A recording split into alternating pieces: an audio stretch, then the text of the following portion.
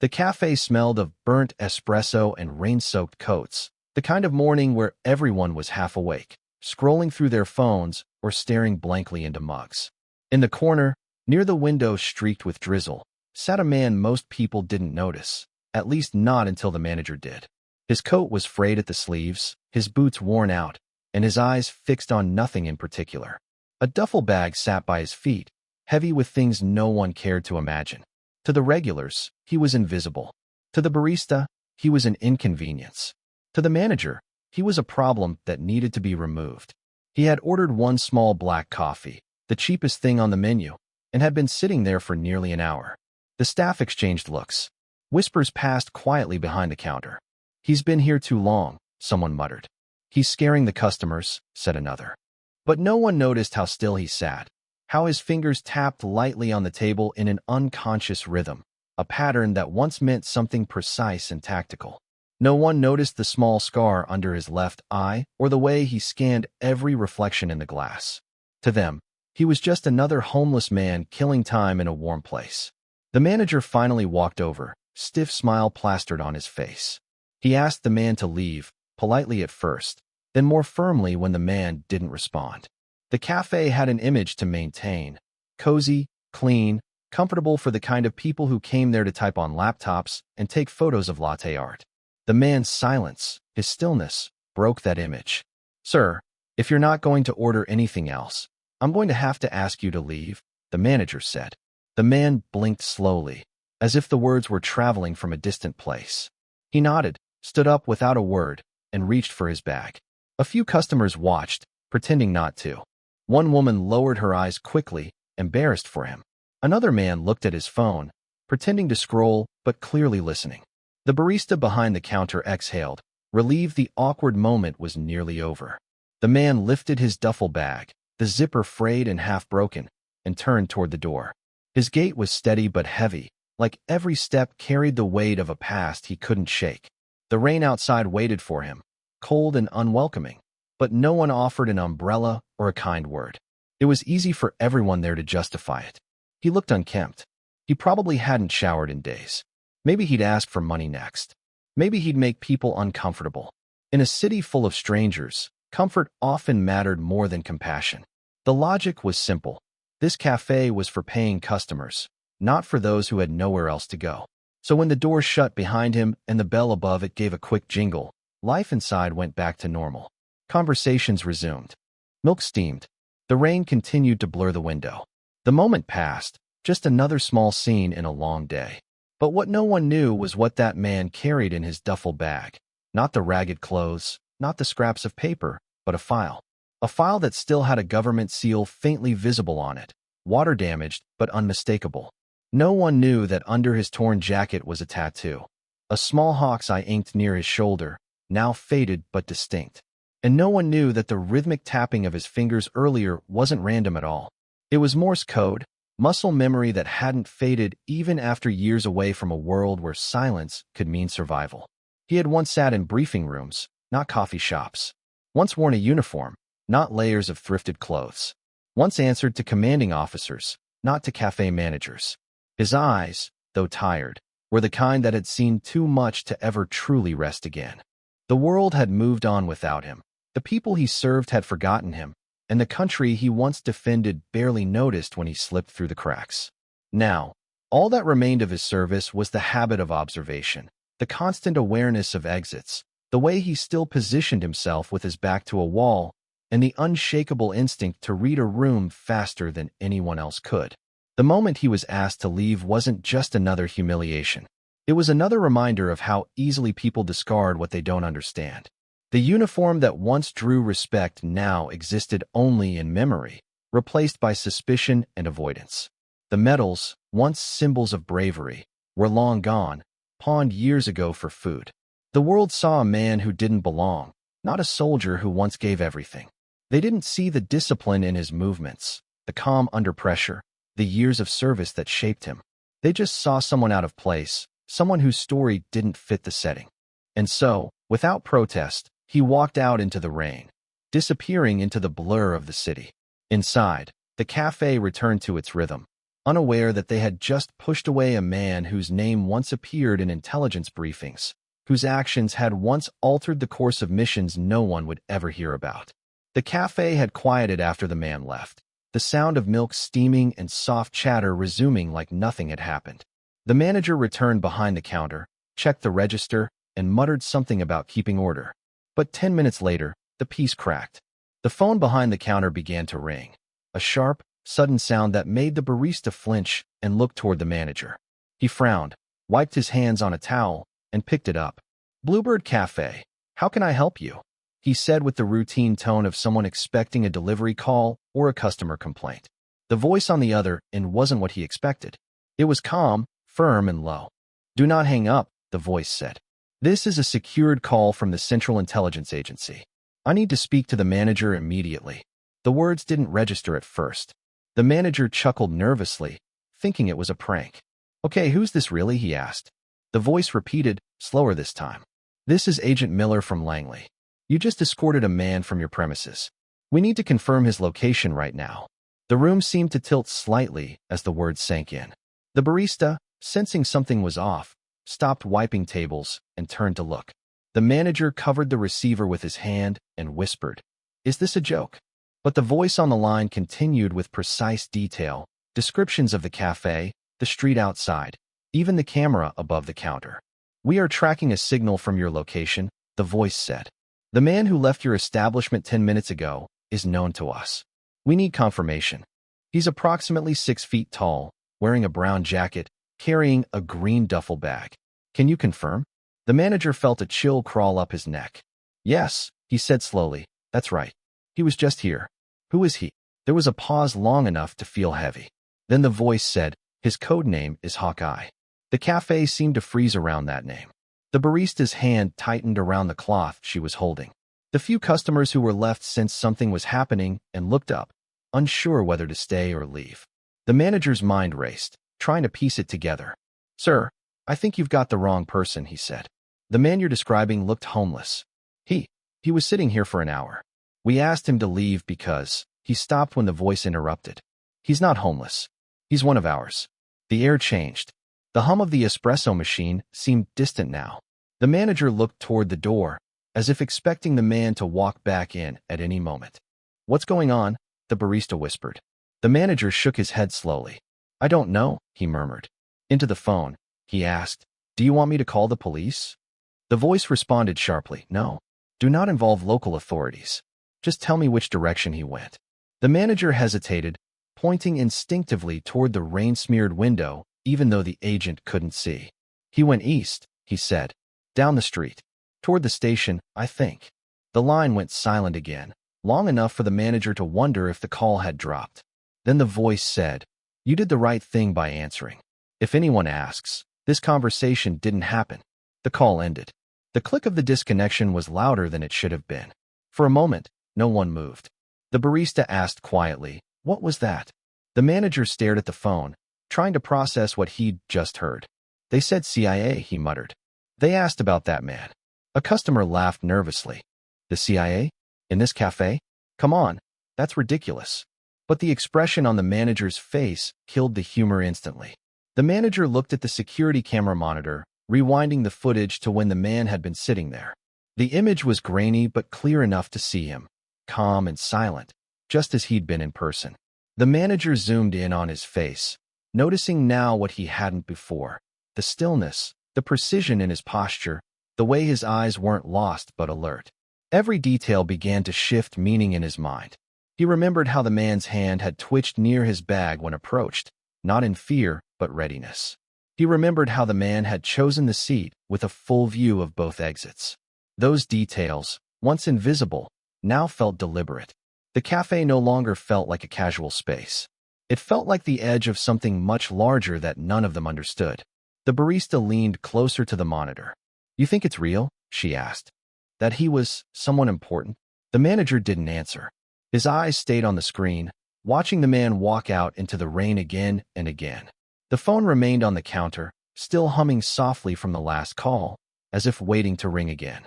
Somewhere outside, sirens echoed faintly, but no one could tell if they were related. The customers gathered their things slowly, glancing at the door, unsure whether to stay or go.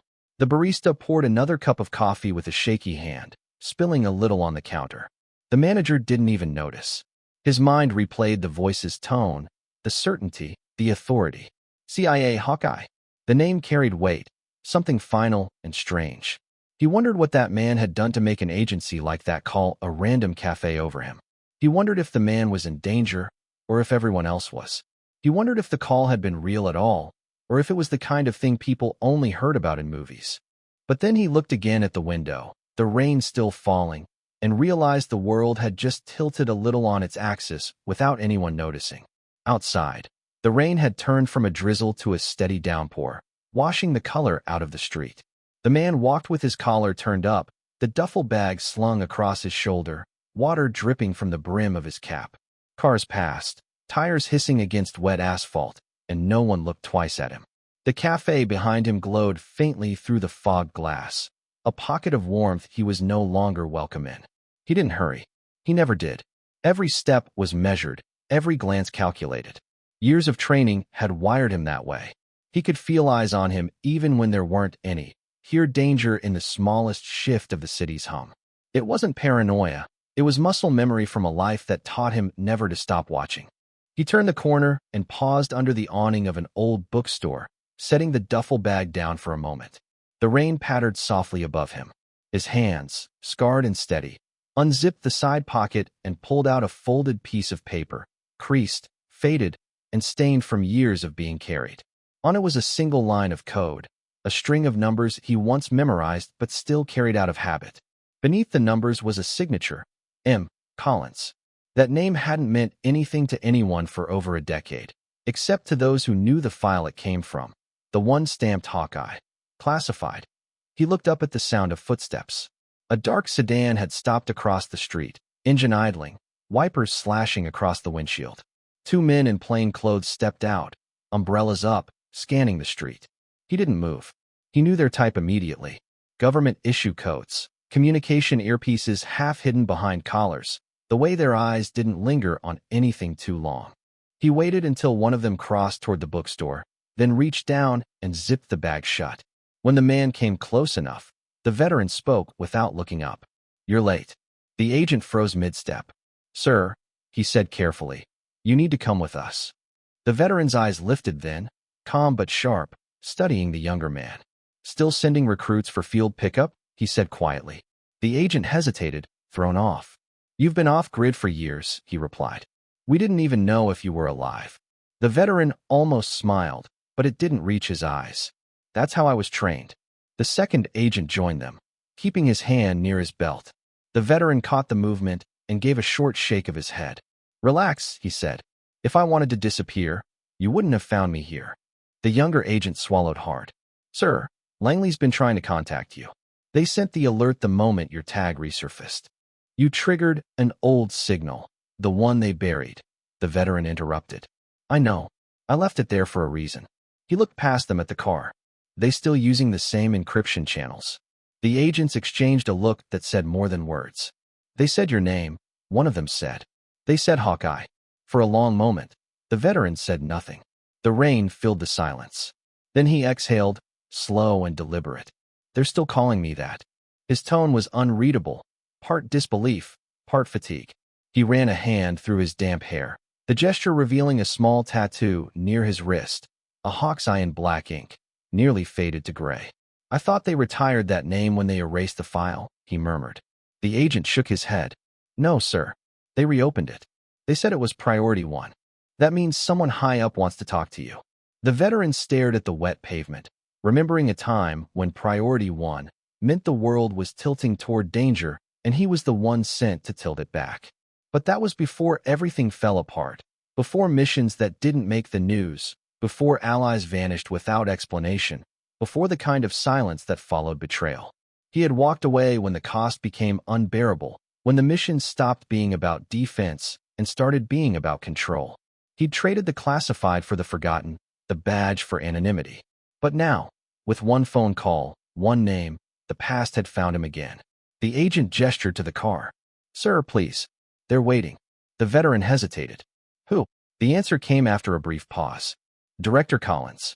The name landed like a ghost. The same one on the faded paper in his bag. His jaw tightened. Collins is still alive. The agent nodded once. He's the one who authorized the call. The veteran looked down at the duffel, the bag that had carried what little he owned for years, and suddenly it felt heavier. He zipped it again, swung it over his shoulder, and stepped toward the car. As they walked, the agent behind him whispered to his partner, "That's really him?" The other replied softly, "That's Hawkeye. He's the one they told stories about in training." The veteran heard them, but didn't react. Stories. That's what he had become, a name passed down in briefing rooms, half legend, half warning. He remembered the missions they would never know, the choices that never made it into reports, the kind of loyalty that left scars you couldn't explain.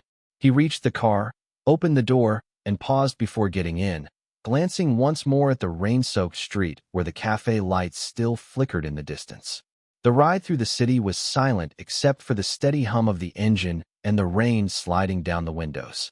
The veteran sat in the back seat, watching the world blur past, neon lights bleeding into streaks of color. The two agents in the front spoke in low tones over the radio, exchanging short, coded updates. He didn't ask where they were taking him. He already knew it would be somewhere quiet, off the grid, the kind of place you didn't find unless you were meant to. His reflection in the glass looked older than he remembered, lines deepened, eyes hollow but still alert. Years of sleeping on benches, abandoned warehouses, shelters, and sidewalks had stripped away everything but instinct. Yet beneath the layers of exhaustion, the soldier in him never really left. They turned off the main road, winding through narrow streets until they reached an old industrial building that looked deserted. The car stopped. The agents got out first, one opening his umbrella, the other motioning for him to follow. Inside, the building smelled of dust and damp concrete. Fluorescent lights flickered on, revealing a small office set up in the corner with 2 chairs, a table, and a single folder resting on top. The veteran sat down slowly, his duffel bag at his feet. He didn't need to open it. Everything worth carrying was already inside his head. Minutes later, the door opened again, and a woman in a dark coat entered. She was older, her posture sharp, her eyes the kind that didn't miss much. "It's been a long time," she said. He looked up, recognizing her voice before her face. "Director Collins," he said quietly. She nodded. "We thought you were dead." He gave a small shrug. "Some days I was." She didn't smile. She placed the folder on the table and sat across from him. "Do you know why we called you?" He didn't answer. She opened the folder and slid a photo toward him. It showed a group of veterans standing outside a shelter, faces lined with weariness, their eyes reflecting a kind of quiet resignation. "Do you know any of them?" she asked. He studied the photo, then shook his head. "No," he said, "but I know the look." She tapped the picture lightly. "You should. These are men and women from your old unit. All of them discharged within 5 years of your disappearance. Every one of them homeless within 2. His gaze flickered for a moment. "You're tracking them?" She nodded. "We have to. You think you're the only one who walked away? You're not. The system forgets fast." He leaned back, eyes on the ceiling. "The system doesn't forget," he said. "It chooses what to remember." She said nothing for a while. The sound of the rain against the roof filled the space between them. "You disappeared without a trace," she said finally. "No contact, no paper trail, not even a body. You know what that did to morale." He gave a faint, humorless laugh. "Morale," he repeated. "You mean the illusion that we mattered?" She flinched slightly, but didn't argue. "You mattered," she said quietly. "You all did. But after the missions were classified, there was nothing we could do. Publicly, you didn't exist. Without records, benefits don't apply. The system can't take care of ghosts." He looked at her sharply. "And that's what we became." She didn't deny it. "We didn't expect you'd end up on the streets," she said. "None of us did." He looked down at his hands, calloused and marked by time. "You train someone to disappear, don't be surprised when they do it too well." She hesitated before responding. "You could have reached out." He shook his head. "And said what?" "That the people who sent us into the dark forgot to leave a light on the way back." Collins opened another file. Inside were more photos, veterans in shelters, some in hospitals, others with missing persons tags. "You're not the only one carrying ghosts," she said. "Some of them didn't make it. Some couldn't handle being invisible." His eyes lingered on one photo longer than the rest. A man named Ramirez, one of his team. He remembered pulling him out of a blast zone once, the two of them laughing afterward over burnt rations and broken radios. Now Ramirez was listed as deceased, exposure. The words felt like an insult. Collins continued speaking, her tone softer now. You know what the hardest part is? She said. We send people out to protect the country, but when they come home, there's no mission left. No place. No purpose. They fade. The world moves on, and the people who carried its weight end up forgotten. He stayed silent, his jaw tightening. You want to know what it's like out there? He said finally. You walk into a café, and people see your clothes before they see your face. You talk to someone, and they hear the hunger before they hear the story. You tell them you served, and they nod, but they don't look you in the eye. You're not a hero anymore. You're a warning. Collins lowered her eyes. It shouldn't be that way. But it is, he said. The ones who make it home don't all make it back. Some of us are still out there, just not in uniform. He paused, glancing at the photos again. You think it's just about shelter, food, or work. It's not. It's about belonging. When you take away someone's purpose, you take away their identity. After that, survival isn't living, it's waiting. She looked up, and for the first time, her expression softened. The rain kept falling outside, steady and relentless, the same rhythm that had followed him for years, the same reminder that no one could stay dry forever. The veteran sat in silence for a while, his gaze fixed on the photos spread across the table. Each face told the same story in a different form. Men and women who had once carried orders, strategies, codes, and secrets, now carrying blankets and plastic bags instead. Collins watched him closely, her expression unreadable. You see them, she said quietly. Most people don't. He looked up slowly. That's because most people don't want to, he replied. It's easier not to see what makes you uncomfortable. He leaned back, his eyes narrowing slightly. You walk down a city street, and you'll pass 3 veterans before you hit the next corner. You won't know it. They don't wear it on their sleeves anymore. The world's gotten good at walking around them. Collins folded her hands on the table. You think it's blindness, she said. He shook his head. No, it's worse. It's selective sight. He spoke with a quiet bitterness, the kind that came from years of being observed and overlooked at the same time. People see what fits the story they've written in their heads. A man in a suit with a briefcase must be successful. A man in old boots and a torn jacket must have failed somewhere. They fill in the blanks with judgment because empathy takes effort. He looked toward the door, as if the city outside could hear him. You'd be surprised how many people thank you for your service, then cross the street when you ask for help. She didn't argue. She'd seen enough reports to know he wasn't wrong. But hearing it from him, in that calm, measured tone, carried a different weight. He wasn't angry in the way people expected anger. His words came out steady, practiced, almost surgical, like someone dissecting a truth he'd been forced to live with too long. When you stop being useful to people, he continued, you stop being visible. The uniform made them look at us. The medals made them listen. Take those away, and you're just another noise in the crowd. He paused, the faintest flicker of something, maybe sadness, crossing his face. They think we're all broken. Some of us are. But most of us are just tired of proving we're still whole. Collins shifted slightly in her chair. You can't blame everyone for not understanding what they've never lived, she said. No, he agreed. But I can blame them for not trying. His voice stayed calm, but the edge in it was sharp. You don't need to live someone's life to recognize their humanity. You just have to look long enough to see it. He thought of the cafe earlier, the barista avoiding his eyes, the manager's polite firmness, the customers pretending not to notice. He didn't resent them as individuals. He resented what they represented. A kind of collective blindness, built over time, one small act of indifference after another until it became habit. He looked back at the photos. Every one of them used to be someone people saluted, he said softly. Now they're the kind of people others avoid. You think that happens overnight? It doesn't. It happens little by little. One closed door. One averted glance. One assumption too many. Collins rested her elbows on the table. You've seen both sides, she said. You were the man everyone depended on, and now you've been the man they ignore. What do you see from that vantage point? He gave a small, humorless smile.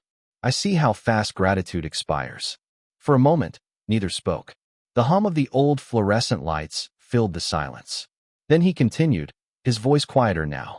The blindness isn't always cruel. Sometimes it's just fear. People don't know what to do when they see something that reminds them how fragile everything is. They see a veteran sleeping on the street, and deep down they know it could have been anyone.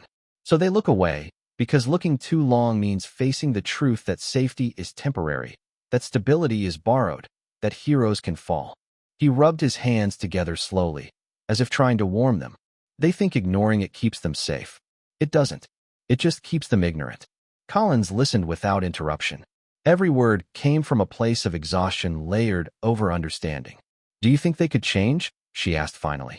He thought for a long moment before answering.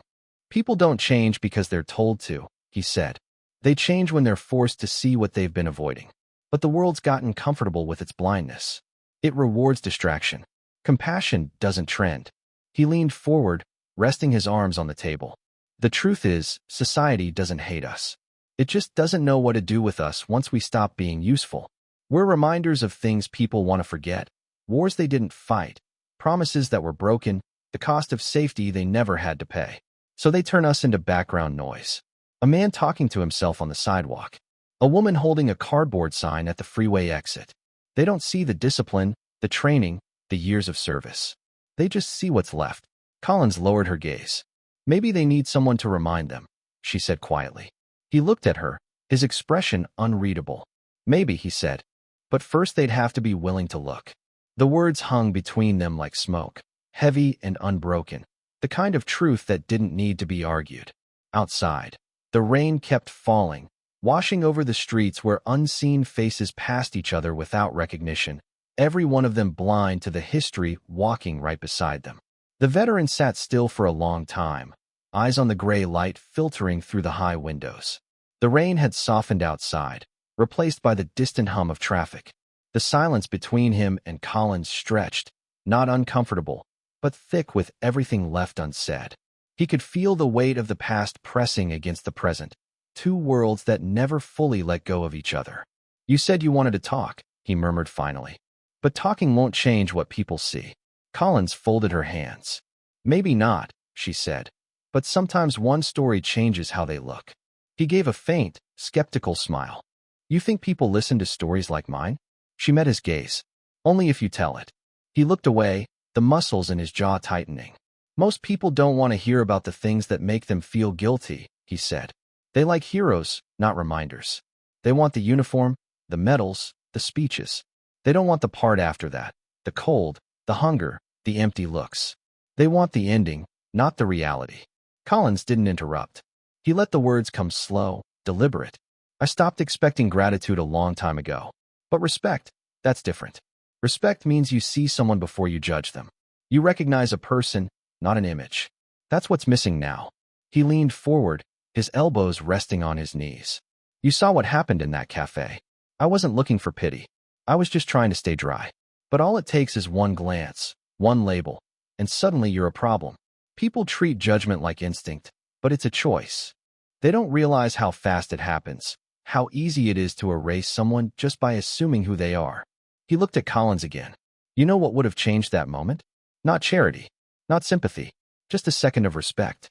A second to ask instead of assume." Collins listened, her expression still but attentive. "What would you want people to know?" she asked. He thought for a moment before answering.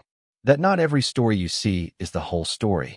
That the person sitting on the sidewalk or standing in line with everything they own in a bag isn't just what they look like that day. They had lives, families, names that meant something. The only difference between them and everyone else is how much the world took before they broke." He paused, his voice steady but edged with something raw. "People talk about helping veterans like it's an act of kindness. It's not. It's a responsibility. You don't thank someone for their service and then forget they exist." He sat back, staring at the folder of faces still open on the table. "We were trained to protect people we'd never meet, to step into places most wouldn't survive. That doesn't make us better. It just means we carried a weight they didn't have to. And when we come home, all we ask is to be treated like we still belong somewhere." Collins said quietly, "Maybe people don't realize how much that matters." "They don't," he replied. "Because belonging isn't loud. It's in the small things. Someone holding a door. Someone sitting beside you without flinching. Someone saying your name like it still means something. He looked toward the window again, where the rain had thinned to mist. You can rebuild from almost anything, he said slowly. Loss, trauma, failure, they don't end you. What ends you is being invisible. Once the world stops seeing you, it stops believing you exist. He rubbed a hand over his face, the motion weary but controlled. Respect is what keeps people anchored. You don't have to understand someone's story to show it. You just have to remember they have one. Collins studied him, her eyes softer now. You sound like someone who hasn't given up, she said. He gave a faint, tired laugh. Giving up's easy. It's forgetting that's hard. The words lingered, and for a moment neither spoke. The old clock on the wall ticked faintly, marking the kind of silence that carried truth rather than emptiness. Do you ever wish you'd never served? She asked finally. He didn't hesitate. No, he said, but I wish people understood what serving really means. It doesn't end when you come home. It just changes shape. And if society forgets the ones who carried its burden, it forgets part of itself. He took a slow breath, his voice quiet but firm. The next time someone sees a man sleeping on a bench, maybe they should ask themselves what his story used to be before assuming they know how it ends. The next time they see someone in worn clothes holding a paper cup, maybe they should remember that respect costs nothing. You don't have to fix people to honor them. You just have to see them. He looked down at his hands again, calloused and scarred, but steady. If people learned to respect before they assumed, this world would look different. Not softer, just more human. Because everyone's fighting a battle they don't talk about. Some are visible, some aren't. But none of them deserve to be erased by someone else's quick judgment. His voice lowered to a murmur. You can't change what people see, but you can change how they choose to look. Outside, the clouds began to thin, and a faint line of light broke through the gray. He watched it fall across the wet pavement, the reflection rippling in the puddles like something trying to rise back to the surface.